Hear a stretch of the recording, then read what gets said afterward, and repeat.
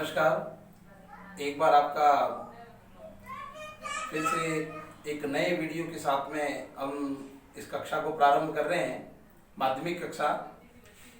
देखिए, पिछले वीडियो में हमने समास के बारे में चर्चा की थी कि समास किसे कहते हैं और एक तालिका के द्वारा हमने उसको समझा था।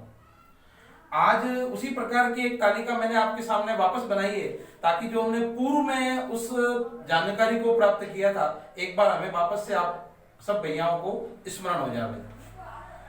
देखिए, अव्ययी भाव समास, तत्पुरुष समास, द्वंद्व समास, बहुव्रीहि समास, द्विगु समास, कर्मधारय समास। जैसा कि मैंने आपको पहले बताया था कि हमें सबसे पहले नामों को ध्यान रखना है। कई बार ऐसा होता है कि कई भैयाओं को नाम ध्यान में ही नहीं रहते। उनको ऐसा पूछा हो कि भाई समास के कितने हैं, तो वो 3 या 4 नाम बताकर दूसरे नाम भूल जाते हैं। इसलिए सबसे पहले जो हमारा काम है वह है समासों के नाम को ध्यान में रखना। ठीक है, समासों के नाम जब ध्यान में हमें आ जाते हैं तो उसके बाद में मैंने आपको बताया था कि उसके याद करने की ट्रिक क्या होती है। उसको एक बार मैं वापस कर रहा हूं।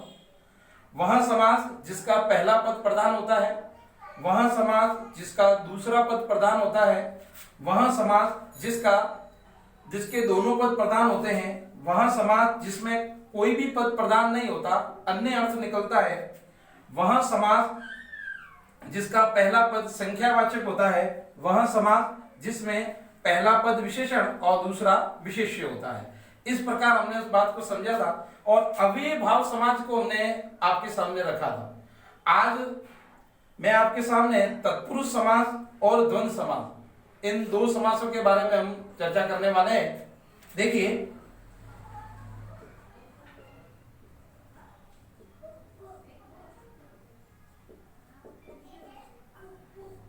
आज हमारे सामने एक नया और टॉपिक है तत्पुरुष समास। आप उसको शास्त्र में समझते जाना और उसको नोट करते भी जाना ताकि आपकी समझ में भी आता रहेगा। तत्पुरुष समास, तो मैं एक परिभाषा लिख रहा हूं। वह समास जिसका उत्तर पद प्रधान हो, वह प्रथम पद गौण हो। जैसा कि मैंने आपको बताया था, इसके अंदर तत्पुरुष समास के अंदर दूसरा पद प्रधान होता है। ठीक है, हमने ये पूर्व में भी जानकारी में कर लिया था। तत्पुरुष समास वह समास जिसका उत्तर पद प्रधान हो, वह प्रथम पद गौण हो। जैसे कि एक उदाहरण लेंगे हम, बहुत ही सरल। मैंने एक वाक्य लिखा है, राजकुमार बीमार था। अब राजकुमार बीमार था, हमारे सामने यह जो वाक्य है इसमें राजकुमार समस्त पद है।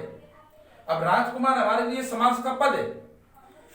अब जब हम इसका विग्रह करते हैं तो राजा का कुमार यहां हो जाता है। कुमार अर्थात यहां हम लिखेंगे पुत्र। हमारे लिए यहां पर जो राजा है वह प्रथम पद है, कुमार है वह दूसरा पद है। इसको ध्यान से समझिएगा। 2 पद किस प्रकार से होते हैं और प्रथम और द्वितीय पद कैसे बनते हैं, वो उनकी भी जानकारी ध्यान रखनी है। राजा पद है वह प्रथम पद है, कुमार अर्थात जो पुत्र है वह दूसरा पद है। अब हमारे लिए यहां परिभाषा थी कि वह समास जिसका उत्तर पद प्रधान होता है। ध्यान रखिएगा, उत्तर पद।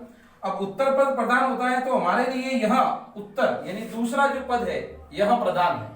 किस प्रकार से है, अब यहां मैं आपके सामने एक प्रश्न बना देता हूं। बीमार कौन था? उत्तर आएगा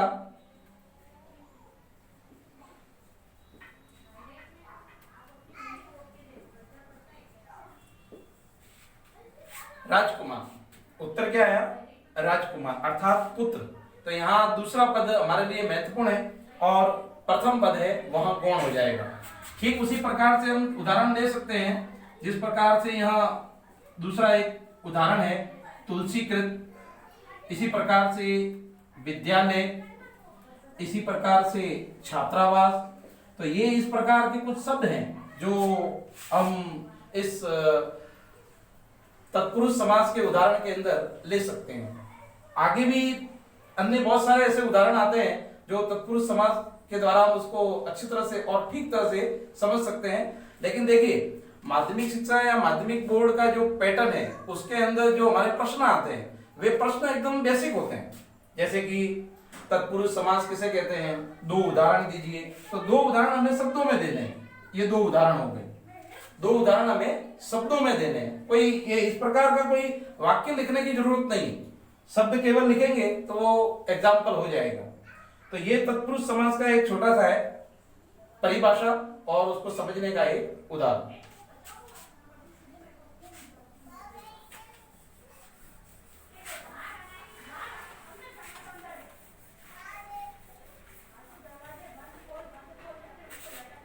अब हम तीसरा आज लेंगे द्वंद्व समास।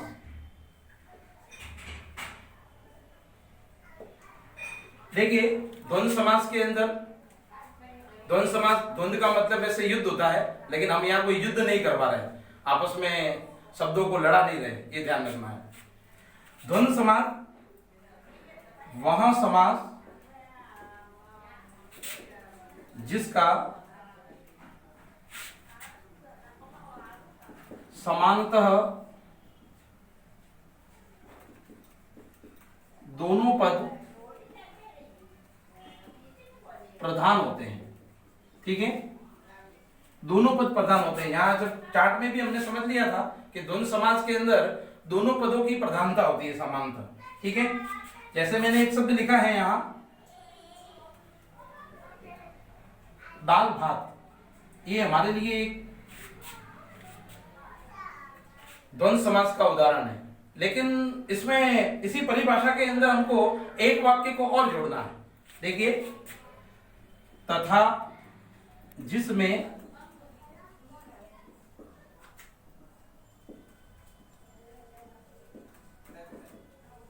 समुच्चय बोधक अव्यय का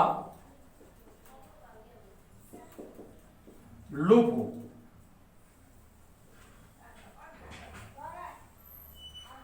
समुच्चय बोधक अव्यय। अब आपके सामने वापस एक प्रश्न उठेगा कि भाई समुच्चय बोधक अव्यय क्या है। तो समुच्चय बोधक जो अव्यय है वो मैं यहां लिख रहा हूं, तो आपको जानकारी में आ जाएगा।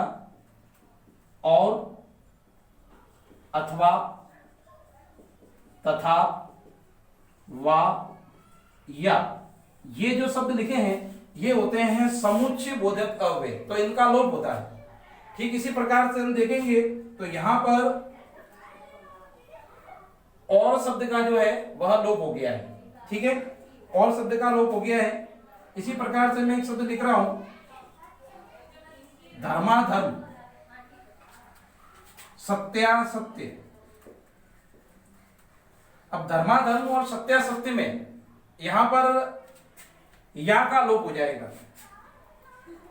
धर्म या अधर्म, सत्य या असत्य। तो उदाहरण ये हमने जिक्र किया है, ये शब्द हमारे लिए मूल है।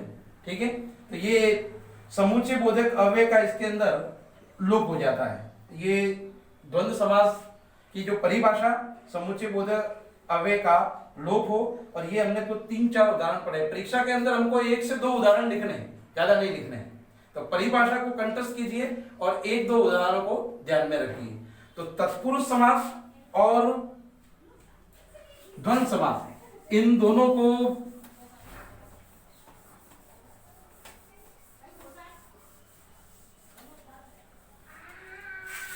आपको स्मरण में रखना है। अव्ययीभाव समास, तत्पुरुष समास और द्वंद्व समास, इन तीनों को हमने पढ़ लिया है। इन तीनों को एक बार अपनी कॉपी में अच्छी तरह से नोट करिए और उनको वापस से एक बार उनका अभ्यास कीजिए, तो सरल एकदम स्मरण हो जाएंगे। अभी हम जो पढ़ लिया है, हमने आज तक का जो पढ़ लिया है, उसी के संदर्भ में मैं आपके लिए कुछ गृह कार्य में प्रश्न डाल रहा हूं। उन प्रश्नों को आपको कर और फिर लाना है। ठीक है, अपनी कॉपी में उन प्रश्नों को करेंगे, अब उनके उत्तर लिखने का प्रयास करेंगे।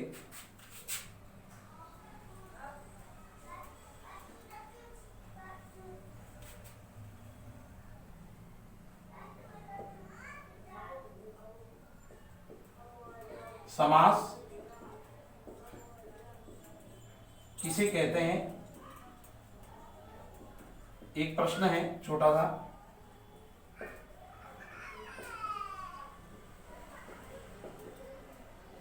समास के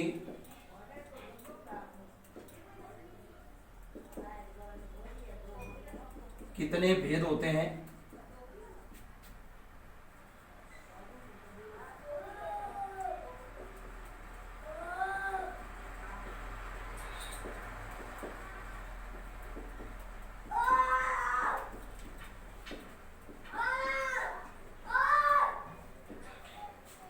देखिए 3 प्रश्न हैं, गृह कार्य में आप इनको करिएगा। समास किसे कहते हैं? समास के कितने भेद होते हैं? तत्पुरुष समास किसे कहते हैं? इन 3 प्रश्नों के आप हल करेंगे तो जब तक लिखेंगे नहीं, जब तक ये वापस चीजें याद नहीं होगी, तो हम लिखेंगे तो उनको वापस एक बार हमें याद हो जाएगा। आगे के जो 3 और समास है, बहुव्रीहि समास, द्विगु समास और कर्मधारय समास, ये हम आगे के जो वीडियो में और इसकी चर्चा करेंगे, जब तक आप इन पर अपना फोकस करेंगे। धन्यवाद।